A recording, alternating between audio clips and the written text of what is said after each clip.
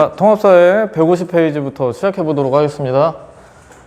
자, 국제거래 확대로 인한 영향입니다. 국제거래를 하면은 어떤 영향이 있을까? 국제거래를 하는데 많이 하면 어떻게 될까?입니다. 많이 하면 어떻게 될까? 국제거래의 확대로 나타나는 좋은 점, 나쁜 점을 설명할 수 있다. 국제무역 확대가 우리 삶에 어떤 영향을 끼치는지, 그러니까 국제거래가 많이 늘어났어요. 실제로 전 시간에 제가 잠깐 얘기했었죠. 그냥 지나가는 말로 얘기를 했는데 엄청나게 늘어났다. 그래서 우리나라 무역 의존도가 굉장히 높다. 우리나라 모든 경제가, 우리나라 총 경제를 이만큼 이렇게 원으로 했을 때 거기에서 차지하는 무역의 비중이 굉장히 크다. 그래서 국제거래가 이미 우리나라는 많이 확대가 돼 있는데, 그러면은 긍정적일 수 있는지 부정적일 수 있는지 그 측면들이 뭐가 있을지 한번 보고 우리 실제 삶에는 어떤 영향을 끼치는지 한번 보는 거예요. 근데 이 표가 너무 웃긴 것 같아요. 지금 이 PPT가 확대돼서 긍정적인지 부정적인지 이렇게 나눠놨어요. 굳이 이렇게까지 도식화를 할 필요 없는 내용인 것 같은데, 아무튼 볼게요. 자, 국제거래 확대로 인한 영향입니다. 이익이에요, 이익. 네, 소비자부터 볼게요. 소비자는 상품 선택의 폭이 확대된다. 맞죠? 뭐냐면은 우리나라에서만 생산되는 물건들만 있으면은 편의점에 우리나라 라면만 있을 거예요. 하지만 지금 편의점에 나가보면 해외 라면들도 있죠. 그러면은 먹고 싶든 먹고 싶지 않든 간에 우리는 선택할 수 있는 폭 자체가 넓어지는 거예요. 선생님, 지금 아마존 같은 해외 직구 사이트에서 사면 되잖아요. 그것도 이제 무역 늘어났다. 이거 정보화 때문에 그런 식으로 볼 수 있는 거. 어쨌든 우리가 실제로 편하게 슈퍼에 갔을 때 당장 손에 쥘 수 있는 물건들의 개수나 그런 것들이 많아졌다. 그게 의미하는 바는 뭐냐면 기업들이 경쟁할 수 있는 업체들이 많아졌다는 거예요. 좀 더 자유로운 시장에 가까워졌다라고 이해하면은 좀 더 깊게 이해할 수 있을 것 같아요. 자, 네, 지금 3단원 시작하는 곳에 밑에 본문에 보면은 생산 요소들도 무역이 된다고 나왔어요. 생산 요소는 뭐였죠? 자, 생산물이랑 비교를 해봅시다. 생산물은 우리가 만지고 쓰는 재화와 서비스라 그랬어요. 우리 물건들 있잖아요. 그냥 그 슈퍼 가면 사는 거, 문구점 가면 사는 거, 이런 펜 같은 거, 이런 물건들이 생산물이에요. 기업이 생산해서 소비자한테 주는 게 생산물입니다. 그럼 생산 요소는 뭐냐면 얘네가 사용하는 거예요. 소비자에게 물건을 공급해주기 위해서 기업들이 사서 쓰는 것들, 대표적으로 뭐라 그랬냐면은 노동력이라고 했었죠? 노동력이랑 뭐가 있겠어요? 원재료가 있겠죠. 그죠? 이런 것들, 석유 이런 거, 이런 요소들을 얘네가 사요. 그래서 기업은 공급도 하고 여기서 사서 쓰기도 하기 때문에 소비자, 그러니까 수요 측면도 있고 공급 측면도 있다. 그래서 이걸 뭐라고 했냐면 기업의 이중적 지위를 갖고 있다. 기업은 그런 얘기 했었죠. 그 맥락에서 동그라미 2번을 보면은 해외 취업 나와 있죠. 네, 이제 노동력의 공급을 국내에만 공급해 주는 게 아니라 노동력은 누가 공급하죠? 여기 소비자, 가게에서 공급을 하는 거죠. 이 가게에서 해외로도 공급을 해준다. 그냥 전 시간에 경제 순환 모형 그렸잖아요. 그죠? 소비자, 이렇게 화살표 막 이것저것 그린 거, 그거의 범위가 그냥 커졌다라고 보는 게 맞는 거죠. 그거를 굳이 해설해서 이렇게 줄글로 써놓으면은 이렇게 생활 범위가 확대됐다. 라고 볼 수 있는 거죠. 우리 좀 더 깊게 생각을 하는 거죠. 단순히 이거 암기하고 이런 게 아니라. 자, 2번 기업 봅시다. 규모의 경제 실현을 통한 생산비 절감. 규모의 경제 저번에 제가 따로 영상 만들어서 설명을 했는데 뭐냐면 생산량이 늘어나면 늘어날수록 생산비가 싸진다. 그죠? 그러니까 생산량이 증대되면 생산비가 싸진다. 선생님, 근데 무역 많이 하는 거랑 생산비 싸지는 거랑 무슨 상관이죠? 기업이 물건을 생산할 때에는 사려고 하는 사람이 있어야 만들어요. 그러니까 미리 사놓고 팔아야지 이런 경우는 없어요. 이게 왜 불가능하냐면은 돈이 현실적으로 그렇게 있지가 않아요. 내가 돈을 벌릴 거라는 약속이 있어야지 우리 밑에 일하고 있는 노동자들에게 돈을 줄 수 있다는 약속을 실현할 수 있는 거예요. 그런 현실적인 부분이 해결이 되려면 사려고 하는 사람이 완벽하게 측정이 됐을 때 물건을 생산할 수 있다는 그런 수요 곡선과 공급 곡선이 만나는 곳에서 생산을 한단 말이죠. 근데 해외에 거래를 한다는 거는 사려고 하는 사람이 적어질까요? 많아질까요? 많아진단 말이에요, 보통. 그렇기 때문에 규모의 경제가 실현하는데 조금 더 한 발짝 더 갈 수 있다라는 거죠.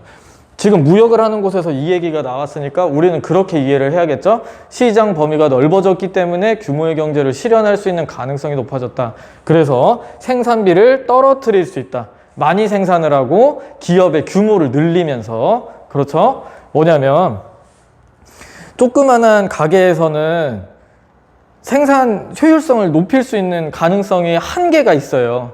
노동자가 5명이면 꽉 차는 가게야. 근데 10명, 20명이 일하면 오히려 더 비효율적이고 오히려 더 말도 안 되고 돈이 더 많이 나가요.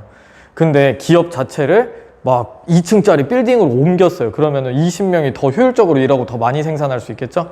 그렇죠. 그런 식으로 많이 팔아야 되니까 기업도 크게 만들고 노동자들도 많이 투입을 해서 더 많이 생산을 하다 보니까 생산비가 떨어진다. 이런 식으로 좀 우리의 상상력을 동원해서 그 수요가 늘어난 이유는 뭐다? 국제 거래 때문이다. 그쵸? 2번 보겠습니다. 해외 시장의 개척에 따른 매출, 이거 이어서 보면 될 것 같아요. 해외 시장이 개척이 된다. 해외에도 사려는 사람이 생긴다. 없었는데 생겼다. 그런 거죠.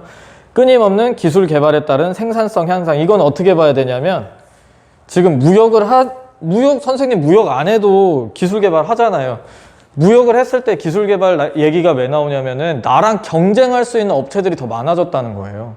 그러니까 해외에서 나보다 좀 더 값싼 가격에 좀 더 좋은 퀄리티의 물건을 팔고 있다면은 우리는 기술 개발을 해야 될 수밖에 없는 거지. 열심히 기술 개발을 해야지 그 외국에 있는 기업에게 뒤처지지 않고 더 좋은 품질의 물건을 선보일 수 있는 거니까요. 그쵸? 네, 잠시만요. 칠판이 많이 지저분해졌네. 네, 이거 뭐죠? 네, 보충 자료라고 나와 있네. 우리나라 주력 상품이래요. 이게 뭐예요? 네, 사진만 보면은 저도 알 수가 없어요. 저도 문과를 나왔기 때문에 이거 반도체라 그럽니다. 자, 우리나라 기업들이 세계 반도체 시장 점유율이 높아지면서 제품의 경쟁력이 더욱 강화되고 있다. 반도체 생산 기업들이 해외 기업과 치열하게 경쟁해서 얻은 결과물이다. 우리나라 안에서 그 폐쇄 경제라고 말하죠. 다른 나라랑 교류를 하나도 안 하고 우리나라가 쓸 거를 우리나라가 만들어서 사용만 했다면은 반도체가 이렇게 뛰어난 품질로 얻어지지 못했을 것이다 라고 말하는 거랑 똑같은 거죠. 자, 보면은 네, 자, 방금 국가가 뿅 하고 나왔는데 왜 그러냐면 소비자랑 기업 합치면 국가죠. 그렇잖아요. 그러니까 우리나라 안에서 우리나라가 무역을 해서 얻어낸 결과들입니다. 경제 활성화에 따른 경제 성장 및 일자리 창출, 그죠? 해외 수요에 따른 해외에서 물건을 사려고 하는 사람들이 생겨남으로써 그거에 발맞춘 일자리도 생겨나고 경제도 열심히 노력을 할 거라는 거죠. 자, 노동력, 기술력 이전에 따른 개발도상국의 경제 발전기의 획득. 뭐냐면 이미 힘들어서 우리나라가 자력으로 발전하기 힘든 나라들이 있어요. 뭐냐면 개발도상국, 개도국이라고 이런 개도국들은 그 안에서 혼자 성장을 하려면은 너무 더디고 느린 거야. 성장이 안 된다는 건 아니에요. 하지만 성장을 조금 비약적으로 도약할 수 있는 기회가 생긴다는 거지. 다른 나라에 취업도 하고 아니면은 다른 나라에서 물건 좀 만들어 주세요. 또는 뭐 아니면은 서로 우리나라는 개발도상국이지만 이거 하나는 잘 만들어요 하고서 거래를 튼다든지 그러면 돈도 많이 생기고 또 다른 가능성들이 생기고 이러겠죠? 그런 기회가 생긴다. 전 세계가 같이 균등하게 발전할 수 있는 기회 자체를 마련해 줄 수 있다. 긍정적인 면이죠. 자, 정치, 사회, 문화적 측면에서 국제 협력의 기회가 확대된다. 그쵸? 이제 거래를 한다는 거는 뭔가 사람 대 사람으로서 좀 문화도 교류되고 사회적인 것도 교류되고 우리가 물건만 퍼다 나른다, 물건만 산다, 뭐 판다 이런 식으로 생각할 게 아니라 문화도 사고 팝니다. 우리가 유튜브에서 해외 유명 연예인들 뭐 노래 부르는 사람들의 노래를 듣고 문화를 접하는 것처럼 그런 문화도 수출되고 수입된다. 이런 것들. 그러니까 너무 국지적으로 경제 측면에서만 생각하지 말라는 얘기 같아요. 자, 그러면 앞에서는 이득을 많이 봤어요. 뭐냐면 장점이죠. 국제거래로 일하는 장점. 지금은 문제점입니다. 경쟁력이 없는 기업이랑 산업이 떨어질 수 있다. 자, 지금 우리나라가 무역을 안 하고 있다가 오늘부터 무역 이렇게 했는데 우리나라에 있던 기업이 물건을 100원에 파는데 해외에 있는 기업은 5원에 파는 거야. 5원에. 우리나라는 지금 똑같은 물건인데 100원에 파는데 얘네 5원에 팔아요. 그럼 누구 거 사겠어요? 얘네 거 사지.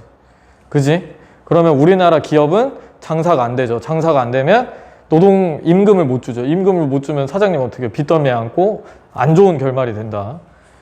이런 것들. 국제적으로 똑같은 퀄리티의 물건을 비싸게 만들어서 비싸게 팔고 있는 기업들은 힘을 쓰지 못할 수 있다라는 거. 그쵸? 그렇기 때문에 관세라는 게 생겨나는 거예요. 우리나라에서 보호를 해주는 거죠. 우리나라 기업들을. 그러니까 들어올 때 세금을 붙여서 들어오는 거예요. 물건값을 올릴 수 있도록. 너무 싸니까 우리나라 기업들이 다 죽어버리면 우리나라는 지금 말이 안 되잖아. 무역을 우리나라 사람들 좋자고 하는 건데 문을 열어놨더니 우리나라 기업들이 망하게 생겼네. 그러니까 들여올 때 세금이나 이런 것들을 조절을 해서 어느 정도 같이 성장할 수 있는 오히려 이득을 볼 수 있는 상황으로 만들어주기 위해서 관세. 우리나라 문을 들어올 때 세금을 내게 한다. 이런 거 생각해 볼 수 있죠.